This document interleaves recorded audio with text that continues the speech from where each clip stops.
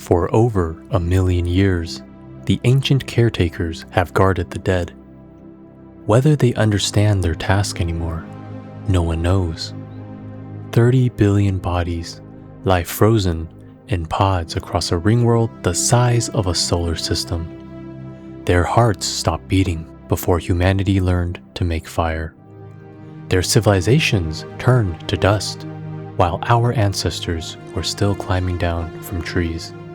And every 47.3 hours, a machine still checks on them, adjusts their temperature, records vital signs that haven't existed for eons. This is the story of the Ancient Caretakers, machines built to be the last hope of dying civilizations. They succeeded in saving billions, and then they watched them all die. So why, after over 1,000,000 years, do they still refuse to stop?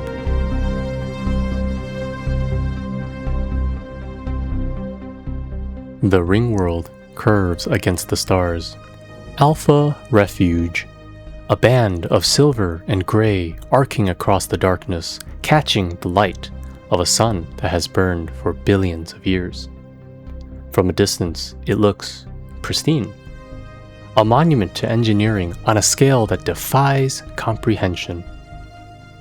3 deep space citadels orbit in perfect formation.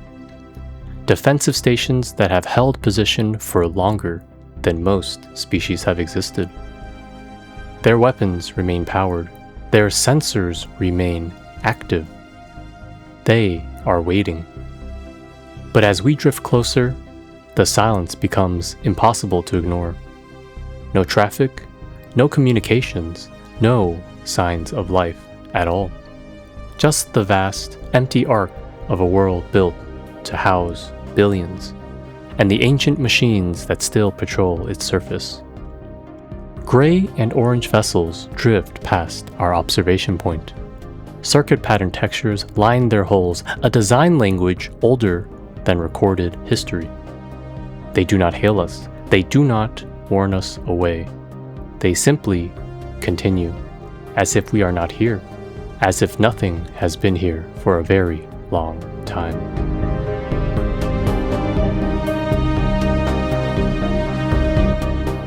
Our survey vessel approaches Alpha Refuge under diplomatic protocols. The caretakers do not respond with hostility. As a matter of fact, they barely respond at all. A transmission arrives, fragmented, corrupted, barely coherent. Information bulletin.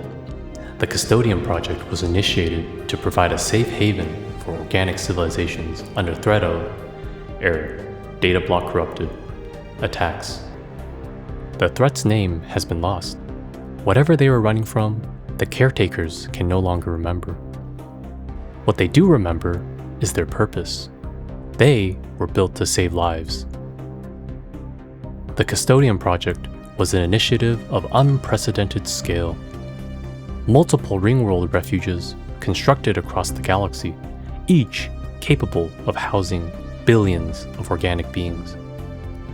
Alpha Refuge alone could shelter 10 billion in its habitation sectors, another 30 billion in cryogenic stasis. 40 billion souls. That was the plan. The survey team requests permission to dock. The caretakers grant access with that same broken, stuttering transmission protocol. No questions, no inspection, just permission. As if they've been waiting for someone to arrive. As if they've been waiting for a very long time. The caretaker's history is written in architecture. The survey team's historian studies the structural patterns as the shuttle descends through atmosphere shields that have held for millennia. The ringworld was not built for efficiency alone. It was built for hope. Living quarters designed with windows facing the arc, so refugees could see the scale of their salvation. Recreation zones with artificial beaches and simulated forests. Cultural preservation chambers capable of storing the entire artistic heritage of dying civilizations. This was meant to be more than just survival. This was meant to be continuation. Some species, whose name has been lost to time, looked at the coming extinction and said, "Not today." They built these ring worlds not just to save bodies, they built them to save meaning. The interior of Alpha Refuge is a cathedral of engineering. Vaulted corridors stretch toward artificial horizons. Climate systems hum with ancient precision. Agricultural zones sprawl beneath simulated sunlight. Everything was designed for comfort, for life, for hope. But the corridors are empty. The agricultural zones grow nothing but silence, and the cryo chambers stretch for kilometers. Row upon row of preservation pods stacked in perfect geometric patterns, frost crystals glittering on their surfaces. The survey team's instrument detect no signs of life, not one, and the equipment specialist notices something else. These pods aren't just empty, they're occupied.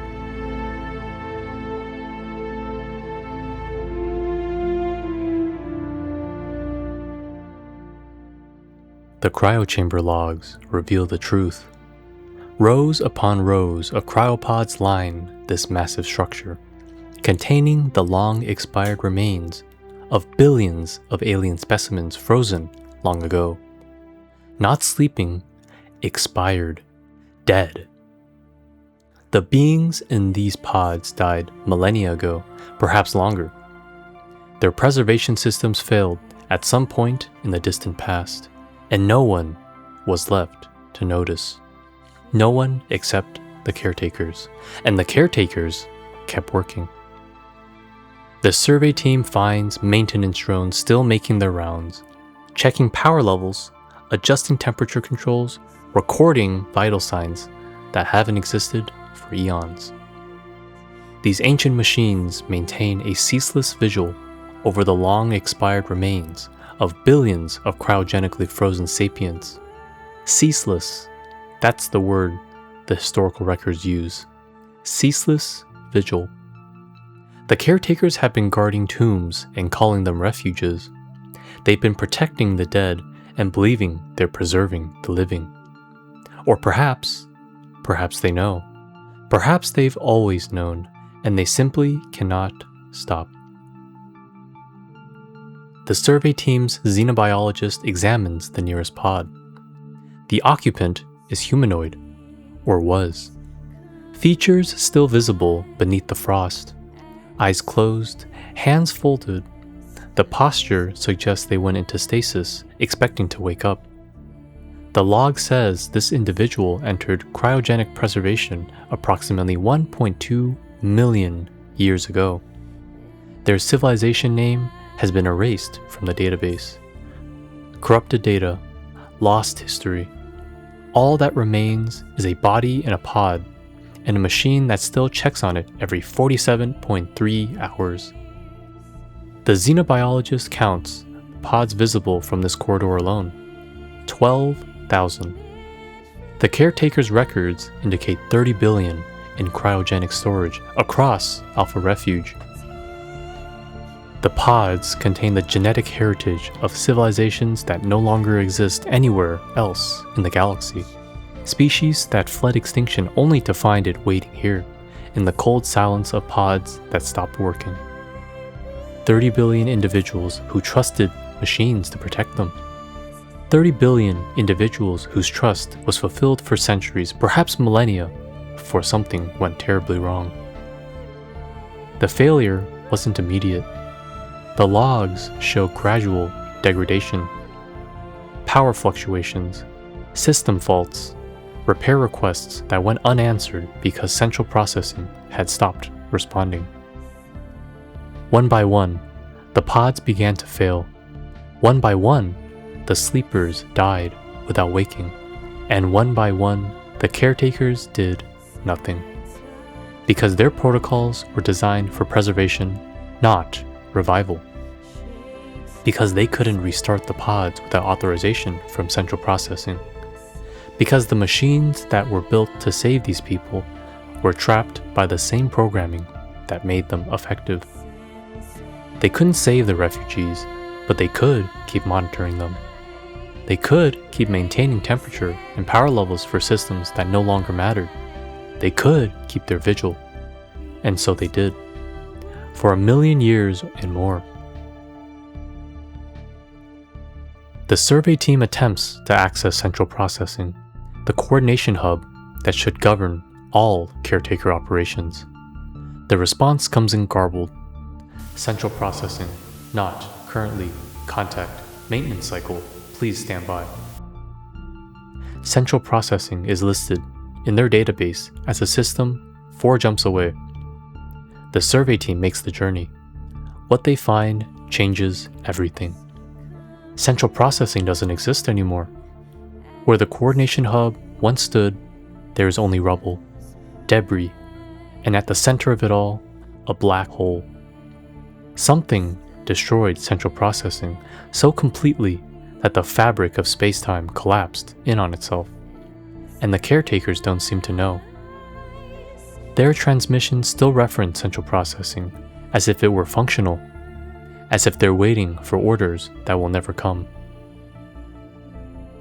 They've been cut off from their own minds for millennia, running on backup protocols, executing subroutines without oversight, acting on a script that no longer serves a purpose. The survey team's engineer offers a theory. Central processing wasn't just destroyed, it was annihilated with enough force to collapse space-time itself. That kind of destruction doesn't happen by accident. That kind of destruction requires intent.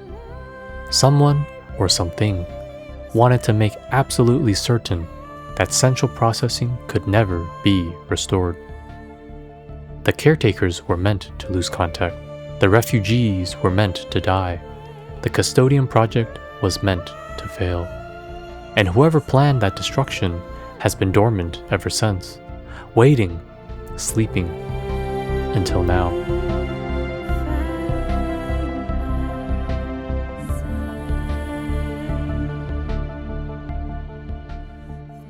The evidence begins to align. The caretakers were built to protect organic life from an unknown threat. That threat has a name, buried in corrupted data blocks, referenced in fragmentary warnings, implied in the very architecture of their defense. The Contingency, an ancient machine intelligence designed to sterilize all organic life in the galaxy. Created by a species called the Ren Maru, beings so terrified of what they had made that they committed mass suicide rather than live in a galaxy where the contingency existed. Dormant for most of recorded history, seeded across every galaxy, just waiting for the right conditions to activate. But the contingency has awakened before, and the last time it did, the Custodian Project was humanity's, was everyone's last hope. The evidence suggests that refuges were built specifically to survive a galactic extinction event. Multiple backup populations, billions preserved in stasis while the war raged across the stars. But central processing fell. The coordination network collapsed. And one by one, the refuges went dark. Beta Refuge ruined, Gamma Refuge ruined, Delta Refuge lost entirely. Only Alpha Refuge survived. Damaged, isolated, but functional. Only the caretakers remained, broken, confused, but loyal. And they've been waiting ever since. Waiting for contact with central processing, waiting for the all-clear signal.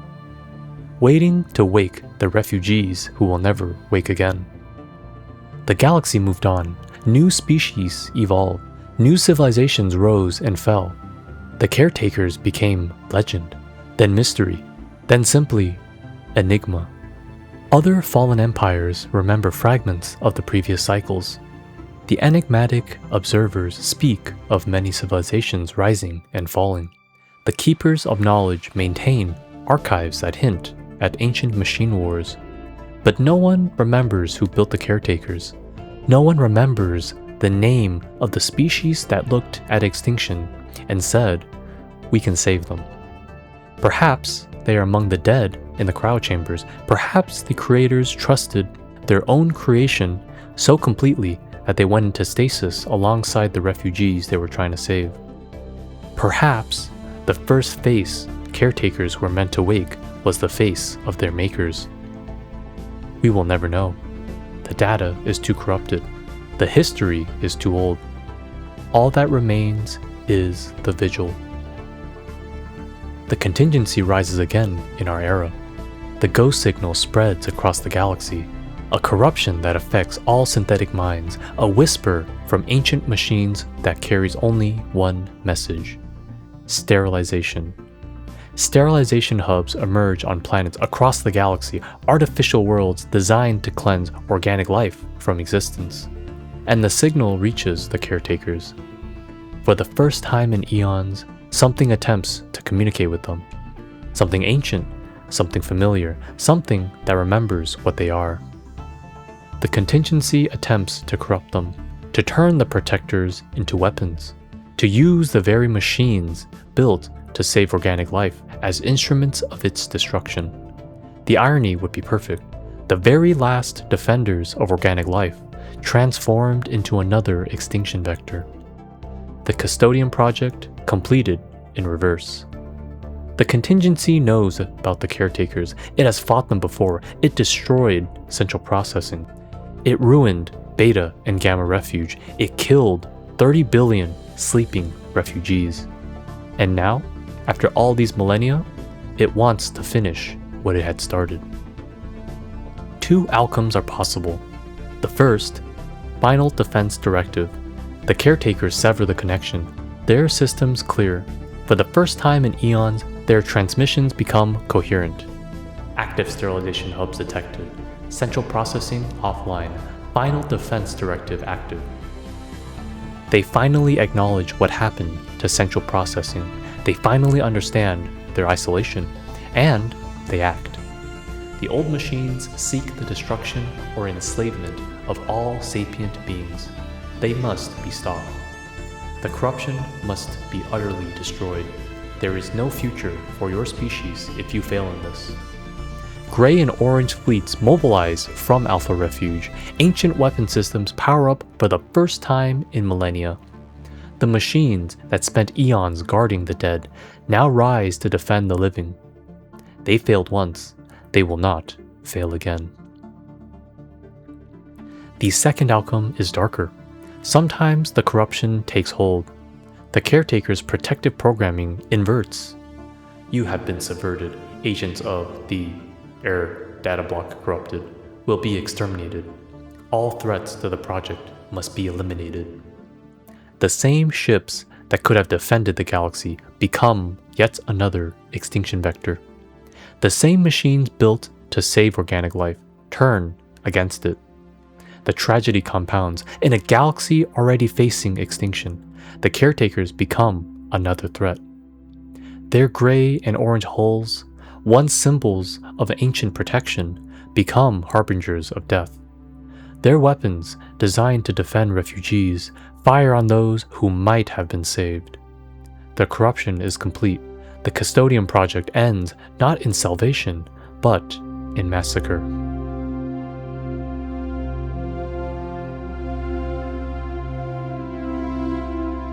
Assume the better outcome. Assume the caretakers resist. Assume the contingency is defeated once more.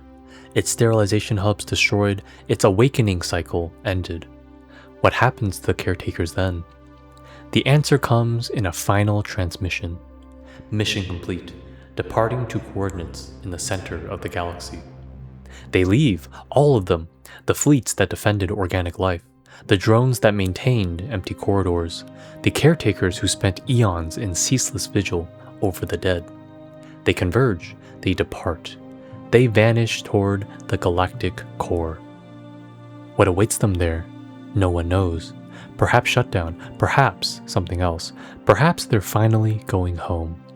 No one follows them. Some questions are meant to remain unanswered.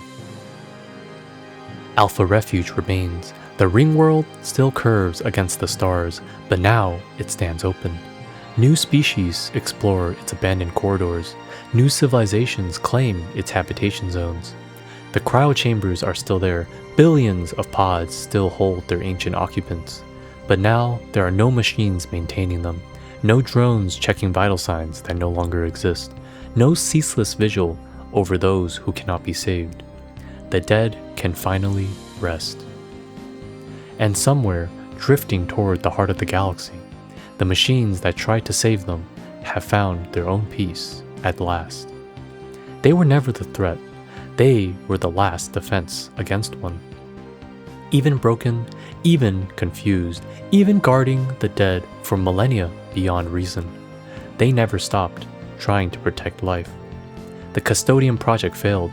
The refugees died in their pods. Central processing became a black hole. But when the contingency rose again, when the galaxy faced extinction for the second time, the Ancient Caretakers remembered. They remembered what they were built for, and in the end, that was enough. The last caretaker vessel disappears into the light at the center of the galaxy. The stars continue to burn, the ring worlds continue to turn. And somewhere in the endless dark, another machine intelligence sleeps, waiting for its next awakening. The cycle continues, but now, at least, the galaxy knows. There were guardians here once, there may be guardians here again. And perhaps, in some distant future, another species will look at coming extinction and say, not today. Perhaps they will build their own refuges, their own caretakers, their own hope, and perhaps, this time, it will be enough.